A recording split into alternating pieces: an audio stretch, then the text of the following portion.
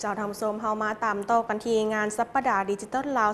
2025กับทางกลุ่มบริษัทลาวโทรคมมนาคมมหาชนได้มีการเปิดตัวแอปเป็นทางด้านซูเปอร์แอปซูเปอร์เอ็กอย่างเป็นทางการ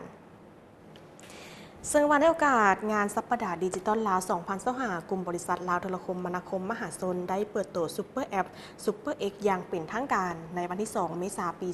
2025ที่หอประชุมแห่งชาติหลัก6นครหลวงเวียงจันทร์ซึ่งให้เกียรติเข้าร่วมในพิธีโดยฐานทองลุ้นศรีสุริตเลขาธิการใหญ่คณะบริหารงานศูนย์กลางภาคประธานประเทศแห่งสปป.ลาวบรรดาแขกรับเชิญบรรดารัฐมนตรีห้องรัฐมนตรีบรรดาแขกผู้ที่มีเกียรติทางภายในและต่างประเทศก็ได้มีการเข้าร่วมซึ่งวันในโอกาสวันสำคัญดังกล่าวกลุ่มบริษัทลาวโทรคมมนาคมมหาชนได้จัดพิธีในการเปิดให้บริการ M-Money X Super App Super X ซึ่งเป็นบัตรก้าวใหม่สำหรับ Fintech M-Money X กระเป๋าเงินเถิงมือถือทางทำอิฐในสปป.ลาวซึ่งเป็นการรวมแอปพลิเคชันทางด้านการเงิน M-Money X หรือแอปพลิเคชันทางด้านขออภัยและแอปพลิเคชันด้านโทรคม M-Service เป็นทางด้าน My T-Pass เข้าด้วยกันเพื่อเป็นการยกระดับเป็นฟินเทคในสปป.ลาวให้กลายเป็นแพลตฟอร์มกระเป๋าเงินดิจิตอลที่ครบวงจร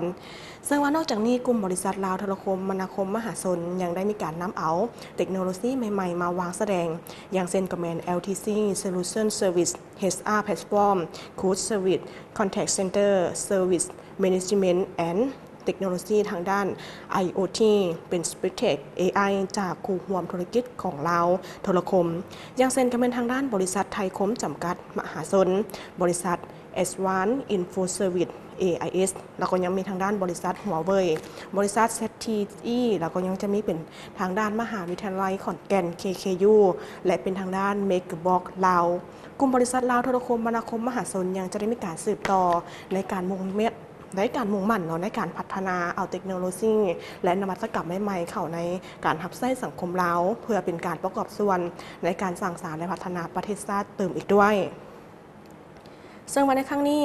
ให้เกียรติขึ้นกดปุ่มเปิดให้บริการโดยทานทองลุ้นศรีสุริตเลขาธิการใหญ่คณะบริหารงานศูนย์กลางภาคเป็นทางด้านประธานประเทศแห่งสปป.ลาวทานบัณฑิตเป็นทางด้านศาสตราจารย์บเวียงคำวงดารากรรมการศูนย์กลางภาคเลขาคณะภาครัฐมนตรีกระทรวงเทคโนโลยีและการสื่อสารทานสุพลจันทวิสัยคณะบริหารงานภาคกระทรวงเทคโนโลยี